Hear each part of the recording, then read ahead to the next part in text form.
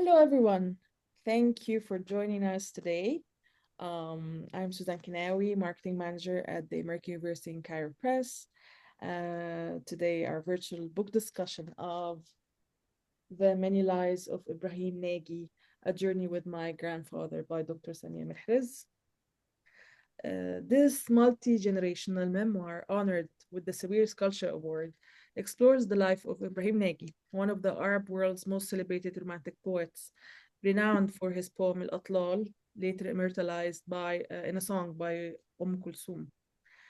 Through the eyes of his granddaughter, Dr. Samia Mehrez, who unpacks many of the myths surrounding Nagui and in doing so reflects on how he impacted her own career as a literary critic. The book, newly released from AUC Press, is now available worldwide in major bookstores and online book retailers, and we're also going to share purchasing links very shortly in the chat box. We're privileged to have with us today Dr. Samia Mehrez, an award-winning author and Professor Emerita of Arabic Literature in the Department of Arab and Islamic Civilization at AUC. She founded the Center for Translation Studies at AUC, and she has authored notable works including Egyptian writers between history and fiction and Egypt cultures wars, among many. We're also joined today by Joy Amina Garnett, an artist and writer based in LA. Her work explores themes of memory and loss. She's also the granddaughter of another Apollo poet and founder, Ahmed Zaki Abushady. And Joy wrote about her research for her maternal grandfather, Abushady, in her forthcoming memoir, The Bee Kingdom. And we're very delighted to have our discussion today moderated by Marcia Lynx Qualey. Hi, Marcia, the founding editor of ArabiLit and ArabiLit Quarterly and the co-host of Bulak podcast. She's the translator of notable works including Sonia Nim's Thunderbird Trilogy and Haya Saleh Wild Poppies. Following our discussion, we're going to have a room for Q&A. So if you have questions, please type them in the Q&A box in the Zoom or chat box, whatever is easier for you. And if you're joining on Facebook Live, you could also type in the comment section and we'll ask them on your behalf. So the event is also, as I mentioned, a live stream on AUC Facebook page. So thank you for joining us there. Let's embark on this enlightening journey in the life and legacy of Ibrahim Nagui. And now over to you, Marcia. Thank you so much, Suzanne. I really appreciate the introduction. So to start out with, we're not going to assume that everyone has read the book, although here it is, and you can get it in many places. I would like both Samia and Joy to start out by both have written history through the lens of these famous grandfathers, also been two colleagues. If each of you could give us the kind of thumbnail version of your famous grandfather, for those who don't know, and then also including what you were told about them when you were young. So Samia, let's start with you. Okay. Let me first thank you profusely for doing this and thank Joy for accepting on such short notice to be part of this panel. I'm delighted because we finally get to know each other through our respective writings, which we had not done before, even though we have corresponded, and also thank AUC Press for hosting this panel. Okay, my grandfather died before I was born, so I never knew him, and I had no emotional connection to him at all, and what I knew about him was filtered through family, but also anecdotes and some articles that I read here and there, and of course poems that were shoved down our throat when we were in high school that we couldn't understand, that were too difficult, etc. And of course he was always, the portrait that everybody painted of him was always, in my mind, very exaggerated, larger than life, unbelievable. And therefore, it sort of created this distance. I couldn't sort of believe them. I couldn't believe that this man was what they say he was. And so for the longest time, I I avoided him and avoided his presence and avoided coming to know him really, until very late in life, when I finally decided, okay, perhaps it's time before I go, to get to know this man that I never knew. And I discovered that, they actually were not doing him justice. I mean, I thought that they painted an exaggerated portrait of my grandfather. But when I worked on the book and delved into all the material, or part of the material actually, that he had engaged in and with topics and fields he wrote about, I came to know many other Ibrahim Naguis, if you will, that even his children, my mother, aunt, did not necessarily know, heard of, but had not known fully. Let me just add that one of the late Saadeddin Ibrahim, the sociologist Saadeddin Ibrahim, had read the book and written about it. And he too said, I never knew that Ibrahim Nagui was all of these things. I knew him as an Apollo poet, and specifically the poet who wrote Al-Atlar, for Kulthum. So, yeah. Yeah, and that seems in the book the least of what he did, really. Yeah. So, Joy, how about if you could tell us just briefly who is Abushady and what were you told about him when you were young? Well, it's funny because it's like I feel like we're doppelgangers, Samia. I grew up in a very different place. I grew up in a suburb of New York City, and my mother was the youngest of Abushady's 3 children. But I too, he died before I was born, and I grew up with this sort of legend in the background. You mentioned in your book that it was a portrait of your grandfather and you hated it. And I too grew up with the portrait of my grandfather and I hated it. And the portrait of my grandfather was also based on a photograph that was used on all the covers, biographies, and whatnot. But the portrait in our house was a bad painting by my mother when she was being an amateur painter, a copy of the portrait of the photograph. So it was like a kind of awkward photo, painting of a photo of him with his hand on his chin, looking into the distance, meaningfully. So, however, I had this little nugget of information, and being like an alienated American teenager, I kind of glommed onto it. And it was this exotic, extremely weird thing to have a grandfather who was Egyptian and a poet. So I grew up with this idea. My grandfather was an Egyptian poet. My mother and aunt would get into conversations at the kitchen table, angry memories of their father's antagonists and critics growing up. So that was the legend. And I knew he was a physician.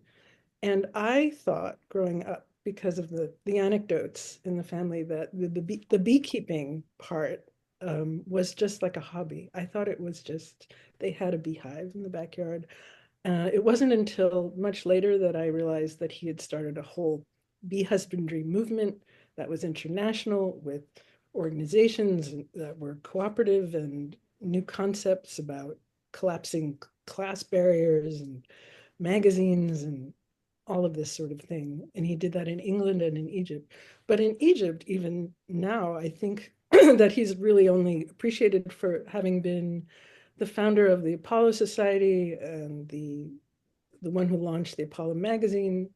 It wasn't until I was in college that I really began to understand what his significance was. I went to McGill, which has under its umbrella of little colleges, it has the Islamic Institute, which has an incredible library. And when I grew up not bilingual, unfortunately. So I made a beeline for first year classical Arabic as an undergraduate, which was a torture I subjected myself for the next 6 years, including in Cairo at AUC one summer, which some of you may have also done. Anyway, I was sent by Dr. Issa Boulata, my first-year Arabic professor, to the library when I asked him about my grandfather. He said there'll be books there, and of course there were, and there were diwans that, lo and behold, were inscribed to my aunt. She had donated her father's books to the Islamic Institute Library at McGill. So it was a very strange thing. They were books of his poetry that I could not read, that were part of my family's collection in my college library. I had, as a 17-year-old excited person, this idea, and I ran to Bulata with it. I said, I'm going to learn Arabic really well, and I'm going to translate all of my grandfather's poetry into English, because all I can find is a really kind of horrible J.J. Arbery translation, which is kind of not really something I can relate to. And in fact, this is the problem, and I continue to have this problem, is that English translations of that period of J.J. Arbery of Arabic poetry tend to be kind of treacly in a kind of way that is not contemporary and not probably doesn't do justice to what was actually being done in the language, in the Arabic language. I say that as someone who is not fluent in Arabic, so it's a surmise. But anyway, you can imagine Dr. Boulata was just thrilled with my idea. And I said, maybe you can help me with my project. So that, yes, I saw his face sort of freeze. And that was the end of that. So I began to learn just how extremely difficult translation is. You know, I was a teenager, so it was all new to me. And, you know, translating what happened in the past through other people's interpretations became a sort of necessity, and not just in the language, but in interpretations of historical events. So the idea of trying to figure out what actually happened and getting to the bottom of things was sort of instilled in me very early on. And that has been a kind of lifelong project. Thanks so much. Yeah, it's interesting how different these upbringings with Samia's famous grandfather really like looming over her in her school book, seeming to be everywhere, at least from the portrait in the book. Whereas for you, you had to kind of go seek him out. So to me, one of the really interesting aspects of the many lives of Ibrahim Nagui is how Samia brings her family along for this, drags her family along for this journey, particularly your mother and your son. And you bring us into it as well as you read your mother chapters and she reacts, and you read to Nadim as well and he reacts. It's, you know, it's an interesting way, I think, of doing history and creates new refractions, new ways for us to see Ibrahim as well. And I wondered how you came to that decision of wanting to bring other people in and tell us their reactions as you're going along. Look, I really would be lying if I said that this was premeditated in any way. You know, this is a book that happened. I was writing as I was reading and reading as I was writing. And I didn't even know after the first chapter whether there would be a book. But I thought, you know, let's just get this started and we'll see where it will take us. It was very important to me that my mother be comfortable with the kinds of things that I was going to write, because I knew I was going to contradict and unsettle the image, this idealized image of her father. So this is how it began. You know, I needed her consent, her approval, but I also needed a listener. I needed somebody to listen to me, to tell me, remember, this is my first book in Arabic. I was writing in Arabic, a whole book for the first time. And I needed somebody to hear me out and tell me, okay, you're doing well, it sounds good, but also to assess the content and to make sure that it didn't She was a bit shocked in the beginning, but as she was lured by the narrative, she didn't mind anymore what it is that I was saying.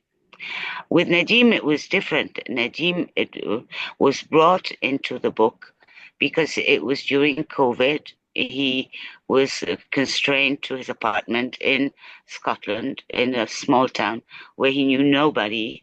And I thought, well, we can chat every day, but we don't have anything to say. So why don't I read to him?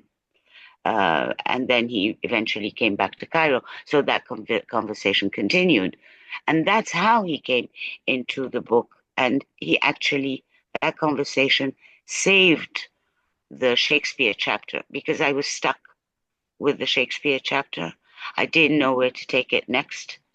But after the conversation with Nadim, I said, okay, this is where we can go now.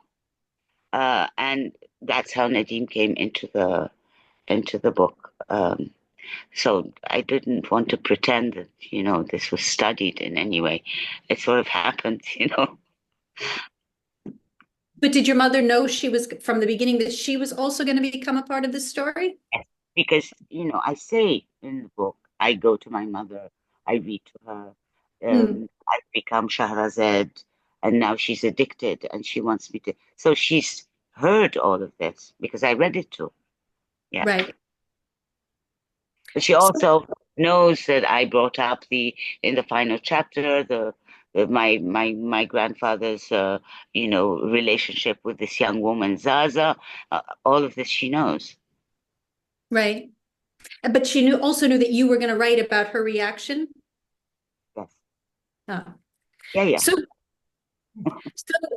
when it comes to writing a kind of a fair portrait of the past, which I think you really do, Samia, you take all these versions and give us a much richer, more real feeling, more balanced feeling portrait. What are kind of the upsides and downsides of it being writing about your own family? I mean, you're able to have some distance because of course you didn't know him personally, but are there other ways that you tried to create distance, or does the closeness give you an advantage in some ways as a historian? The deal was I have to write something different from what's out there, And his memoirs that I stumbled upon, actually, gave me that space to be able to engage him at a very personal, intimate level, and find things out about him intimately that no one had talked about, that my mother didn't even know about.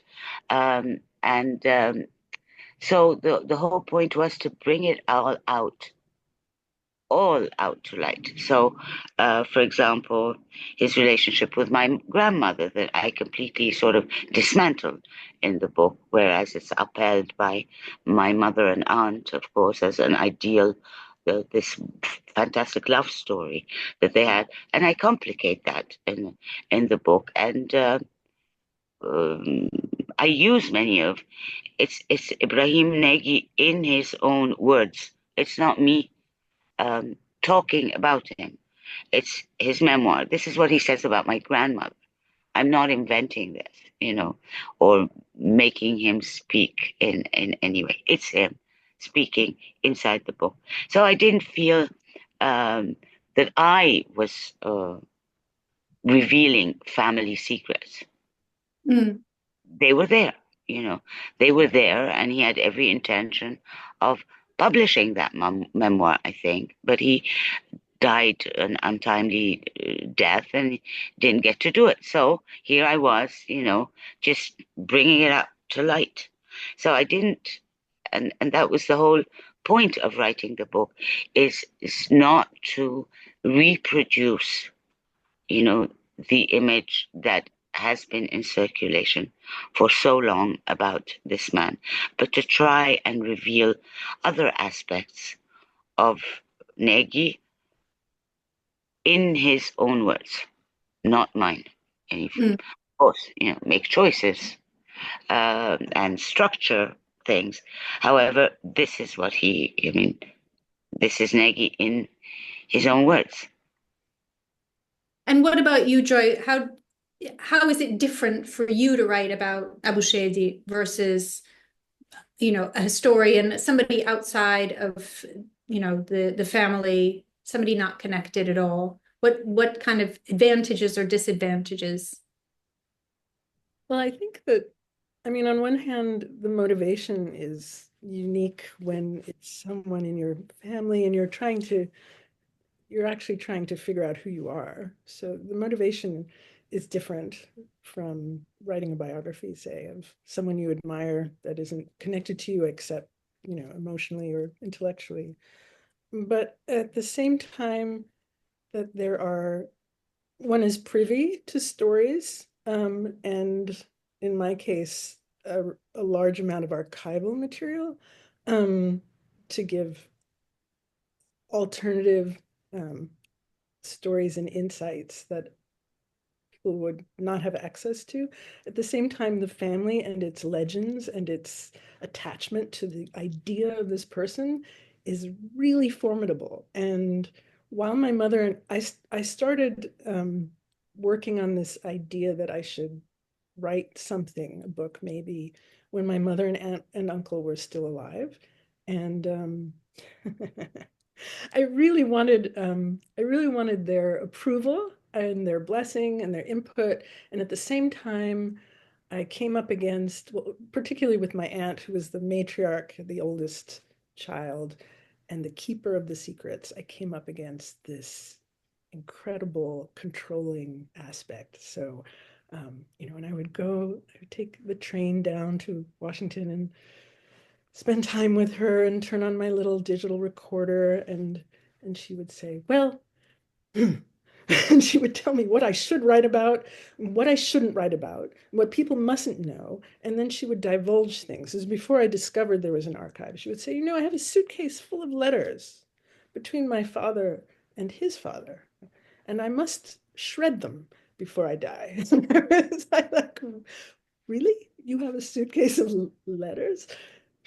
Maybe they're of historical value. And she would say, no, no, no, no, no. These are all personal things that no one should ever know. So that was the attitude that my aunt had. My mother, on the other hand, being the youngest, was more encouraging, less controlling, but had very little information because she was the baby. And she just had this very romantic idea of her dad. And so it was very hard to know here was the thing. It was very hard to know as a family member what direct questions I could ask. I didn't have enough context. I was not a scholar or historian, just sort of scholar adjacent person learning. And it took me a very long time to figure out what kind of book I was meant to write about my grandfather. And it is not a scholarly book, although there's scholarship snuck in, in between.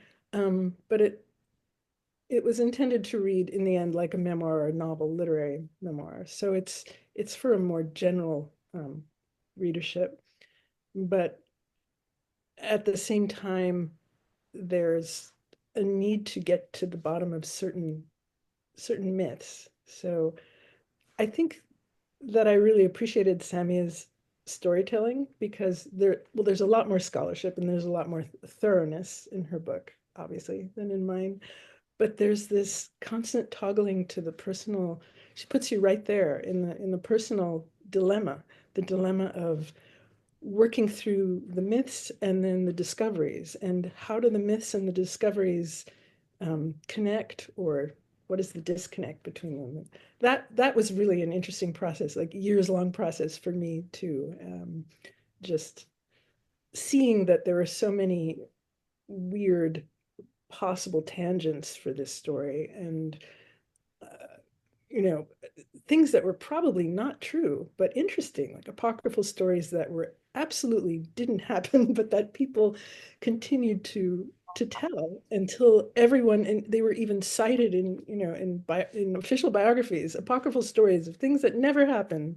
I mean, we come in your book, we come up against that right away. It's like, Saleh Gaudat did not, he like promulgated this myth about, and several lies about Nagy. And the same thing with Abushady. It was really strange. So Joy, you talked earlier about translating all of Abushady's entire oeuvre, which would be definitely a task.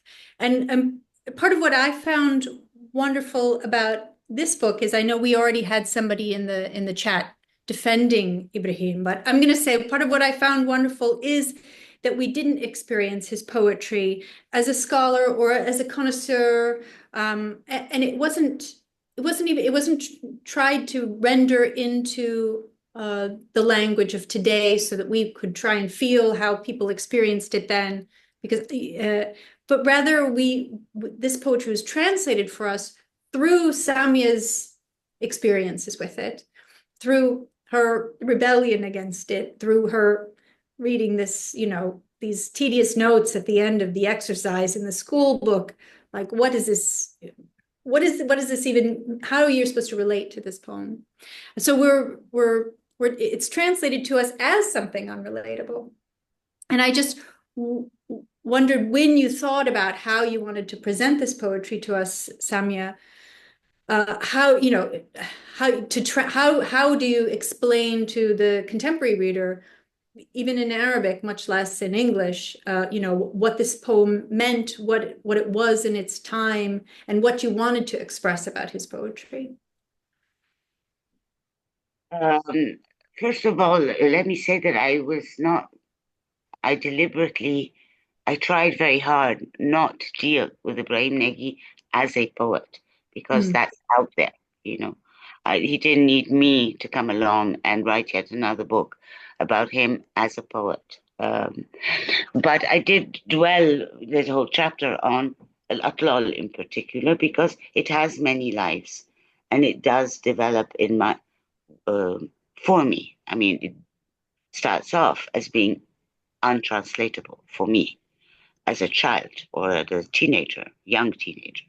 But then it gradually takes on signification as I grow up, fall in love, come to understand and relate to someone as difficult also as Kulthum for a teenager. And to sort of have to listen to an hour and a half or 2 hours of this Al-Bukai al-Atlal, the ruins, and this I try. There are various, therefore, translations of his poetry within the book itself. So initially, yes, untranslatable. I personally cannot relate to it, but that untranslatability changes in the book itself as I reconsider my relationship with the text, what it means, but also the amount of hard work that goes into putting together, composing this very long poem, Al-Atlal, which is much longer than the song itself. And hence I dwell on the drafts of Al-Atlal, and I take them quite seriously because they tell us something about the process of writing poetry. The poem doesn't come ready-made, that it takes a lot of reflection, revision, editing, rethinking. And so, all of this makes his poetry finally translatable to me. But I also actually translate the song itself. When I was a graduate student at AUC, I chose to translate it. And I tried to do it justice, do its musicality justice. It's archaic language because the language is archaic. I mean, we call them modern poets, but actually the images and is quite archaic still. And so I tried also to emulate that. So yeah, So many translations, therefore, of his poetry through that chapter and my relationship to it. So Joy, what about you?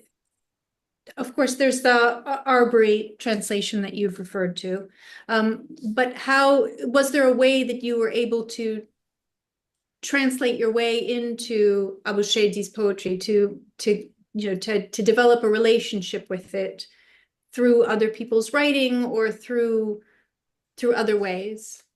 I had to choose interlocutors in a kind of, I guess, visceral, intuitive way who I felt I could trust. And some were, let's see, early writers like Mustafa Bedawi, who was a schoolmate of my aunt's and who devoted his life to the study of modern Arabic literature at Oxford. And his early books on modern Arabic literature were the first things I discovered at McGill in English that I could understand, even though a lot of the technical discussion of literary Arabic and what the poetry was doing and what Apollo was doing and what my grandfather and Nagui and their group was doing was a little over my head when I was 17, and it's still pretty dense stuff.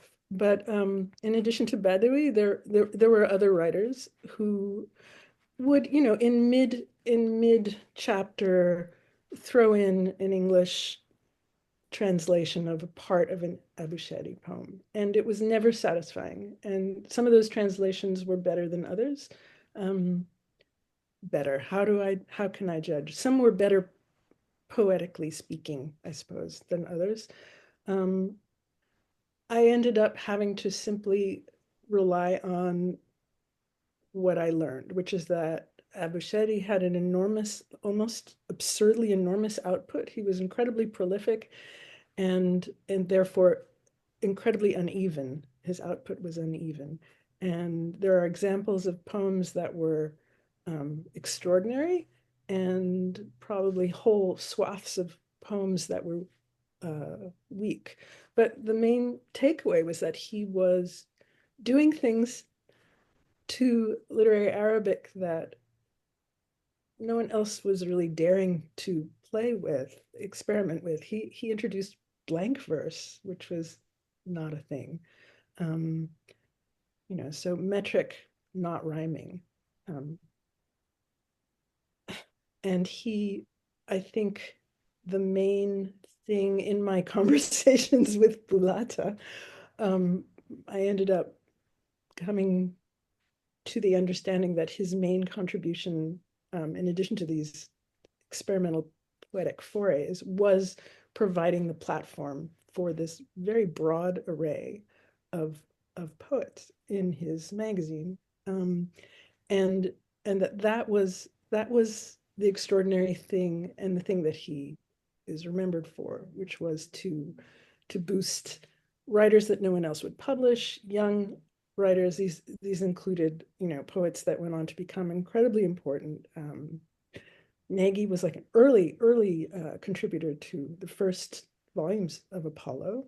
Qasim el-Shabi, all kinds of poets who became important across the Arab world, not just in Egypt. So my relationship to the actual poetry of Abushady continues to be mediated through these other kinds of knowledge about his production and his mission. And his mission was not simply to be a poet. Simply, it wasn't just to be a poet. It was to be some kind of impresario of the future of Arabic literature. It was a very utopian, idealistic, romantic vision. And I think Nagui also had that vision. They were, in a way, they were both physicians and they were both poets, and they were both attacked by the same antagonists for similar reasons, by association. And so that, unfortunately, I don't have, and I don't know if I ever will, and I don't know if most Arab speakers will have a very, reading Abushady in the original will have a very good sense of what it meant to do what he was doing in the language at the time that he was doing it. It really is a kind of scholarly or scholarly adjacent adventure to try and dig down into that. And it can only be sort of a, by association, a kind of sense of what it probably was. But I just, no good translations exist as far as I know, or very few. So one of the things that was much more easily legible, I thought, was Ibrahim Nagui's forays into prose, right? His medical texts that he wrote, as well as his short stories. And I was obviously, as you say, you focused less on the poetry because there's more written about the poetry, and so you focused more on the prose because there's been less said about it. But I wondered why that is. Why didn't these fantastically interesting public medical texts, books, family doctor type health books, which seem very pioneering, as well as his fictional prose, become part of his story, his public story?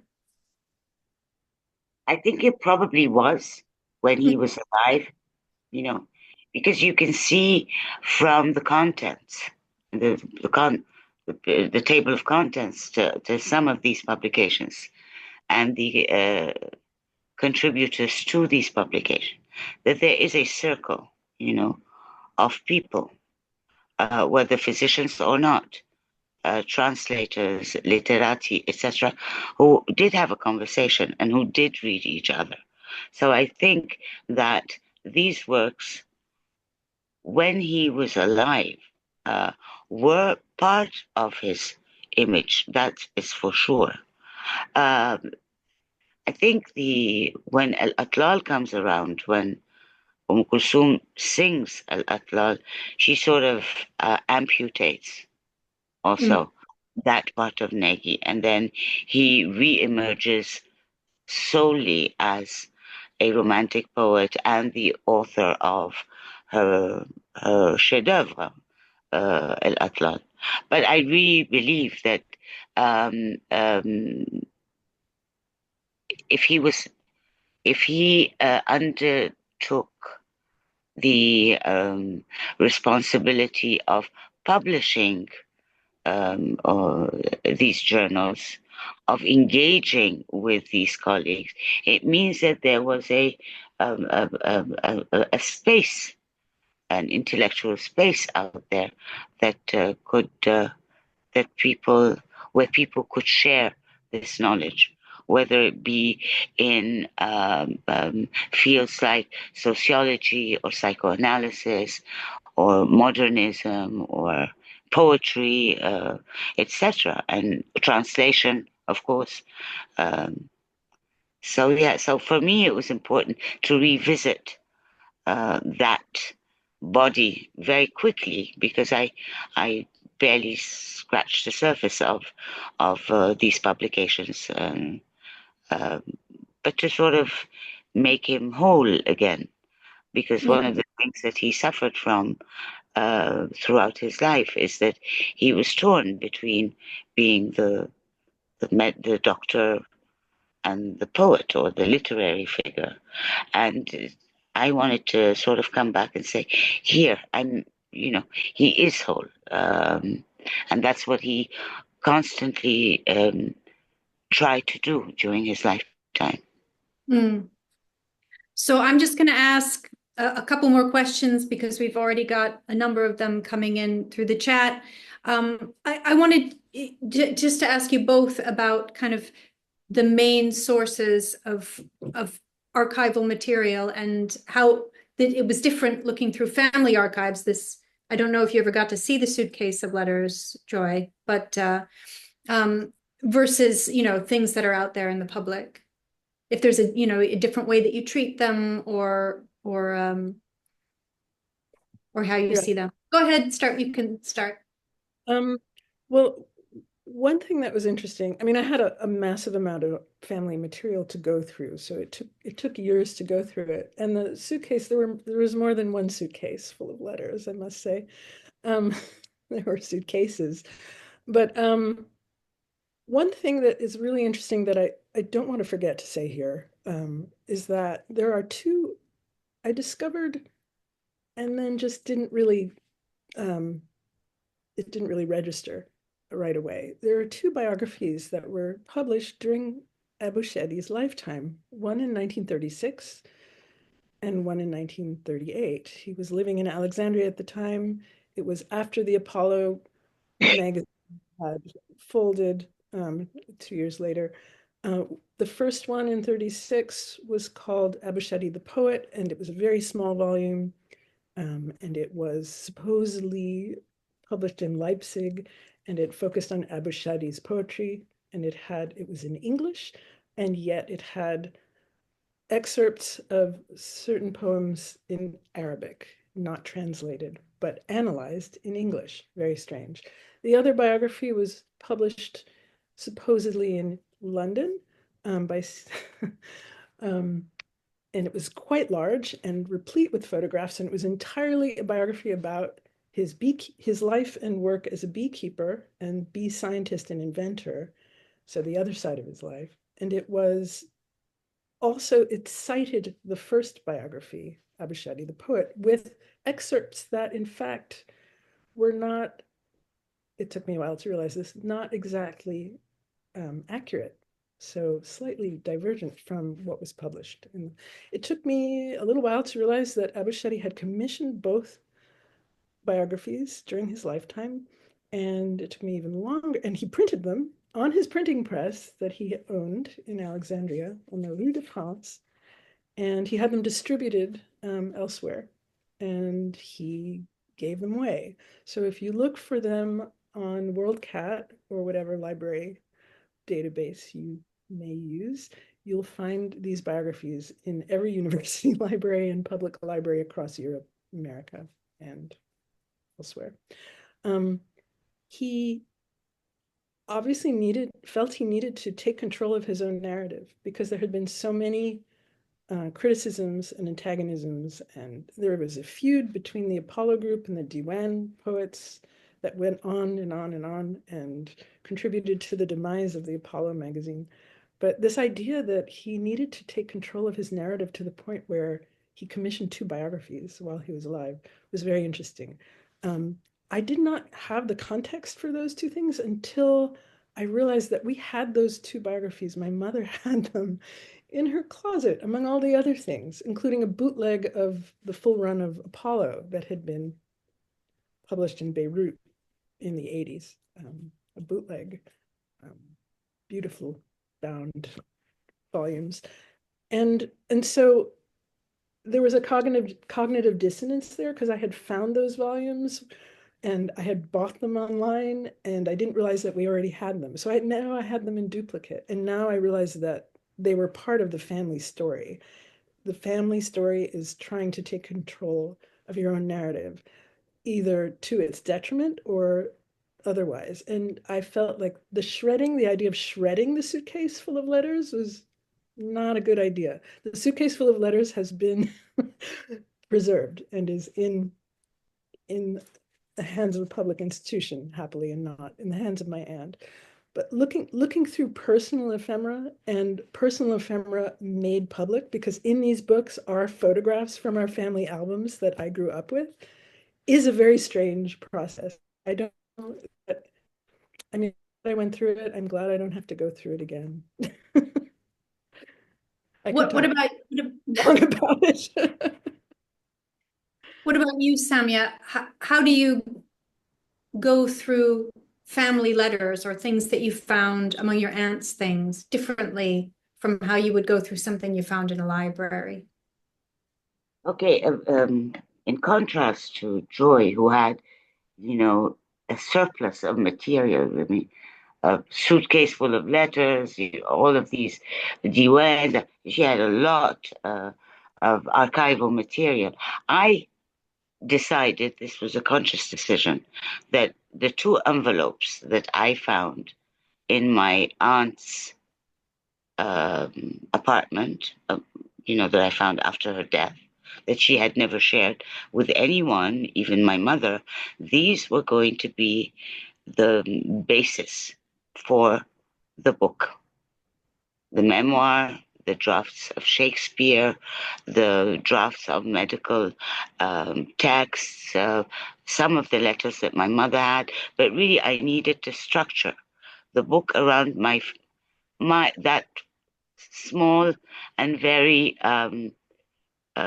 incomplete archive that I found. And so that was, once I made this decision, it was very easy then to deal with the material at hand and structure the book accordingly. Eventually, of course, Hussein Omar, our colleague and relative, who initially suggested that I must meet Joy, but never told me what her full name is. And he said, Joy, and for several years, I knew that there is this woman in the US somewhere writing about her grandfather, who was my grandfather's friend and colleague, etc. But it's really Hussein Omar then becomes part of my book, because not only is he responsible for us getting in touch with each other, but he also contributes a chapter, a whole, and becomes therefore part of that archive. Because of course the first love in my grandfather's life is his great grandmother, and I didn't know, or I ignored this detail for years actually, until I started writing the book, and then I sort of go back to Hussein and say, okay, come, tell me the story, and he puts me in touch with his great aunt. So. From a very small archive, with many blanks, my work was to flesh it out and fill in these blanks as much as possible. Mm. And it became kind of a community project. I mean, you talk about these other people who you bring into it. You talk about Hussein in the book, and you talk about Joy in the book. They're not like stuck in the acknowledgements at the end. They become a part of the story. Absolutely, because they're part of the book. They're part of the project. It was very important to have them, because Joy provides a beautiful moment at the end of the text. That I finally figured it out, and she, like me, doesn't carry the family surname. She's not. I'm Samia Mehrez and she's Joy Garnett, and we're not. People don't know necessarily that these two men are our grandfathers, because we don't carry their name. But I figured it out, and it was a beautiful revelation, and we finally fulfilling a promise that we had said we would fulfill, to meet virtually first and eventually somewhere soon. So Fatima Moussaoui has asked a question that dovetails with something I wanted to ask, so I'm going to start with hers. And she asks, what happens when the family archives and sensitivities intersect with public cultural memory? What should be kept and what must be left behind or hidden? And I thought you dealt with this in such a sensitive way, Samia. You tell us about this other woman who we see at the end, and yet there's nothing sort of titillating about it. There's no gossipiness about it. So it's done. You're not hiding things necessarily, but you're not also sort of rifling through his underpants and throwing them in the air. So what is that line there? It depends. I mean, that line is not study. It depends on the moment in the text. I was intent on revealing how angry he was at my grandmother at some point, calling her names, accusing her of having an extramarital relationship. That was all fine. It's there in the book. You know, with the Zaza, who is the younger woman that he was involved with at the end, she didn't concern me. I mean, I was sort of closing the book. And what I do is represent Zaza through his novel. He represents her in the novel. And I rely on that for who this woman was and how she interacted within the intellectual circles of their time, and how difficult it was for him to be with a younger woman, for her to be beautiful, and for him to be an older, ailing man. So all of this is there. But she, as let's go visit her, for example, was of no interest to me. But she's there in the book. The relationship is there. There's nothing more to say, really. So I did reveal what seemed to me to be important and relevant, especially that she is responsible for the only novel that he wrote. And I did want to dwell on that particular text because it's his only novel. And it's she is the she carries the title of the book, Zaza, right? So what about you? First, I'm going to say, Joy, that Emily Drumstone wants you to know that the bootleg Apollo is what they have at her university library with the bright red covers and gold embossing. But then what about for you, Joy? What do you listen to your aunt and say, you must keep these secrets, and what kind of is your responsibility to the subject in this case? For instance, I would not want one of my kids to write my memoir and then, say Yes. everything about every bad dinner I ever made. I don't know. So happy I actually don't have kids who would do that to me, but I am a hypocrite. I think that one of the things I wanted to know was what is the source of the secretiveness, which then lapsed into the question of, because the secretiveness was around shame. So what is the shame about? What is the source of the shame? Why are you hiding this source? And if that source is a personal shame, why is that immediately correlated with some kind of high moral ground? It's a personal shame, and the parameters and standards of shame, these things change over centuries, over decades, at this point, over months. And it seems that with Samia's story and with my story, that the sources of shame are similar, and they have to do with love and betrayal and unrequited love and affairs and various kinds of romantic dalliances. And I did penetrate. So for me, the moments of truth was finding correspondence in English that I could just simply read between my grandfather Abushady and his wife, my grandmother Annie Abushady, who was English and who came with him to Egypt, and they brought up this bilingual family together. And I read, there are about 200 letters altogether. They spent summers apart, so they corresponded sometimes more than once a day. And so all these letters are intact. I could see that my aunt had numbered them and pinned them with straight pins to their envelopes. Oh, goodness. Put them, yes, collated them and put them in shoe boxes.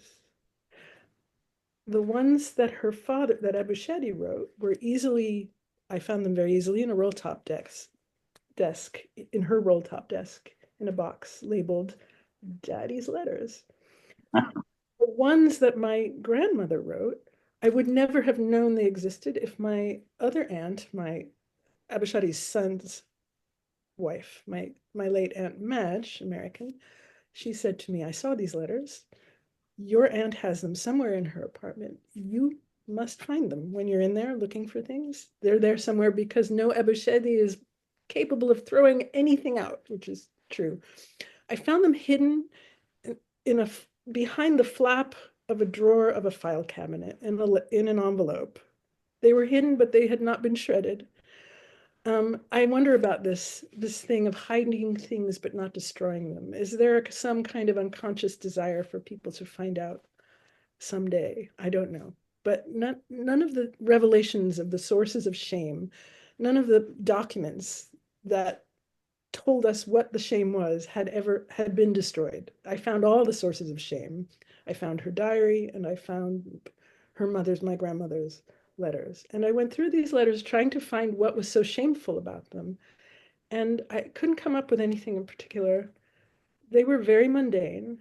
They were too mundane to publish as a book of letters, because it's basically humorous bickering about money and children and trains and lime washing the kitchen, and are the chickens still alive in the heat in Cairo while we're over here at the beach in Port Said, and did you remember to, oh, I bought a radio and the whole neighborhood is listening to classical music here in Cairo, so it's that sort of thing. It's day-to-day life, very interesting, but I could not find sources of shame, and the only thing I could come up with is that it was too mundane, too day to day, and it didn't actually uphold the myth in any way of the great Daddy. He was just a normal person who, needed his buttons sewn back onto his suit, and who was getting fat and not eating well, and who was working too hard. And just like Nagui, being actually kind of tortured by their government, underpaid, worried constantly about their paychecks. And periodically things would come up in the letters about Apollo or about antagonisms, but they didn't discuss it all that much. The letters were just about, it was like email, Did you pay the bill? Can you send more money? The kids need, they need beach slippers, please. I spent it all on candy. So I think that the sources of shame, there were some sources of shame that were really big secrets that had to do with who so-and-so was in love with and why so-and-so committed suicide. Those are big stories. Those are romantic tragedies. Those are Shakespearean tragedies. And those are not in the letters. Those are in a diary. And those are also hearsay, corroborated by the diary. And I think that there's no reason not to relay those stories to posterity, especially now that people are gone. The idea that it would we're kind of need to wrap up, and I just want to take one more person's question, which I found Dana, who just put it in. It's such an interesting question. She wants to know, hypothetically, what would be different about writing these books if the figures had been women writers? So either one of you. Samia, what do you think? What if it was your grandmother who was the famous writer? What would have been different about writing this book? Wow, that's really hypothetical. Huh? I have no idea. That's a difficult question to answer. I have no idea, but I really don't think it's relevant even to think in these terms. Why would it be different? I don't think it would have been different. Okay, what about you, Joy? I mean, it's interesting to think that the women in our grandfathers' lives were all but erased. I'm more interested in that, like who the women were, what they were doing, and why we don't care. Whereas we talk and rotate endlessly on the men who had, positions of privilege in their literary circles. My grandfather, Abushady's mother, was a poet who was responsible for holding the salons at their home in Cairo, where all these illustrious poets came. And, in the teens, in the early part of the century, she's not remembered. I don't know anything about her. I don't even have a photograph of her. There is no photograph of her in the family archive. There's a there's an oval portrait of her that was ripped out of a magazine and put in a little oval frame. It's a drawing. It's not even a photograph. So I think what's interesting is that we may have to go through the stories of these men and our family archives to understand the role of the women in that was integral to their work and to the culture, and to try and understand more about how their stories were suppressed and dismissed as unimportant. Thank you so much. So I don't know if Suzanne comes back. There she is. All right. I'm here. Well, thank you, everyone. Thank you, Marcia, first of all, for moderating this wonderful talk and for giving us the time. And also thank you for Joy and Dr. Mehrez. Was very enlightening discussion about your grandfathers, who we've learned a lot about them as normal human beings, but also as literary figures that I personally, someone told me many years ago while I was a student in Egyptian schools that I'll be in an event with their daughters of these poets that I've been studying. I'll be like, oh, you're joking. So I'm very privileged to be here, and I'm sure others share the same. I would like also to thank all of our attendees for tuning in. I also want to remind you that you can still order a copy of The Many Lives of Ibrahim Nagui in major bookstores and online book retailers, and even as an ebook. So make sure you order a copy, and that the recording of this session will be available right after on our Facebook page, AUC Press, and shortly on YouTube, also with the same name, AUC Press. Any final words, Dr. Samia, Joy, Marcia, before we end? I'd like to say that I'm really looking forward to the publication of Joy's manuscript, because I think they're going to be companion volumes. I mean, they should be read together because they provide a worldview that is very important and that we don't know enough about, and will provide actually meat for thought. People can take a lot of the elements that are already present in my book and in Joy's forthcoming book and run with them. I mean, there's so much to do based on the very little that I have done, or that Joy has done, considering the massive archive that Joy has, you know. And thank you all for hosting this. Yes, thank you so much. It's been really amazing. Thanks, everyone, for coming and for making this reason to bring Samia and Joy together. Exactly. Thank you, Marcia. Thank you, everyone, and hope we see you. you in our future virtual book talks. Take care. Bye. Bye.